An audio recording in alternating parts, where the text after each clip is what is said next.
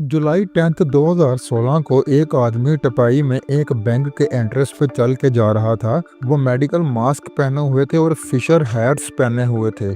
एक उनमें से एंट्रेंस को गार्ड कर रहा था, जबकि दूसरा एटीएम के पास खड़ा हुआ था। वो कुछ नहीं कर रहे थे, ना पैसे निकाल रहे थे, ना एटीएम को पढ़ने की कोशिश कर रहे थे, बस वेट करी जा रहे थे। फिर कुछ अजीब होता है कि एटीएम पैसे देना शुरू कर देता है। वो सिर्फ पैसे कलेक्ट करने आते हैं।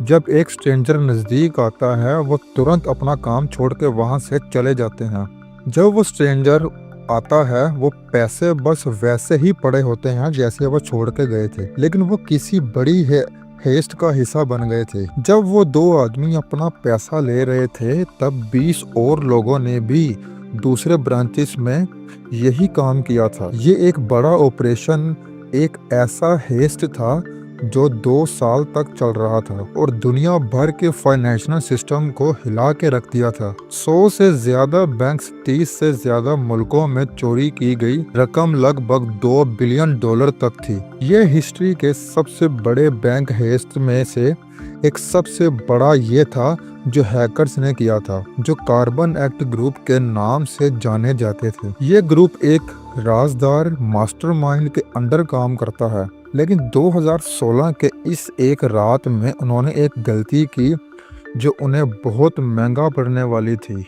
उन्होंने सोचा भी नहीं था। कार्बन एक्ट एक गेम चेंजर था। मुझे लगता है अटैकर्स के पास एडमिनिस्ट्रेटर का पासवर्ड था, इसलिए हम जानने थे कि वो हमारे हर काम को कैसे देख रहा है। एक पीस ऑफ कोड को अरेस्ट करना मुश्किल हो गया था। ये वीडियो कस्पर्स के लैब्स के साथ मिलकर बनाया गया था, उनके डॉक्यूमेंट्री सीरीज टुमारो अनलॉक्ड के बेस पे। इस कहानी का असली वक्त और बैंक्स का नाम हमेशा सीक्रेट रखा, लेकिन इस कहानी को बताने के लिए हमने मैक्सिमम को बना दिया है। ये कहानी मैक्सिम की है, जो एक यूक्रेन बैंक में काम करता है। वो एक रेगुलर ट्यूसडे को काम पे होता है। मैक्सिम काम में मसरूफ है और अपने विंडोज अपडेट्स नहीं इंस्टॉल करता। जब वो कॉफ़ी पी रहा होता है और रिसेप्शन के बारे में सोच रहा होता है, तो जब वो कॉफ़ी पी रहा होता है और रिसेप्शन के बारे में सोच रहा होता है, तब एक ईमेल आता है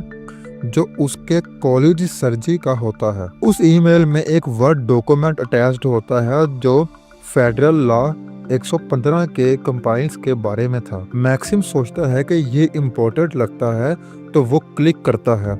उसने वो डॉक्यूमेंट रीड किया, क्लोज किया और अपने काम में दोबारा लग गया, मसरूफ हो गया। कुछ महीने बाद मैक्सिम मीटिंग में बिठाया जाता है और उसके बॉस काफी अपसेट लगते हैं। उनके बैंक के एटीएम से रैंडमली पैसे देने लगते हैं। लगता है कि किसी ने साइबर अटैक किया है। एम्प्लॉयज को कह दिया जाता है कि वो सस्पिशियसली ईमेल से बच के रहें। फिर उन्होंने कैस्पर्स के बुलाया ताकि वो इन्वेस्टिगेट कर सकें। कैस्पर्स के टीम ने पूरी रात जाग कर काफ़ी एविडेंस कलेक्ट किए और कुछ टाइम बाद उन्होंने हैकर्स की मेथड समझ ली। ट्विस्ट ये था कि पुलिस ने 90% स्टोलन पैसे रिकवर किए और 3 मनी म्यूल्स को पकड़ लिया। ये लोग लो लेवल ऑपरेटिव्स थे, लेकिन एक फोन से कार्बन एक्ट मास्टरमाइंड के बारे में कुछ क्यूल्स मिलते हैं। डेनिस, जो मास्टरमाइंड हो सकता है, स्पेन में छुपा हुआ था। उसने अपनी बिटकॉइन की वेल्थ को पूरा केयरफुली छुपा रखा था,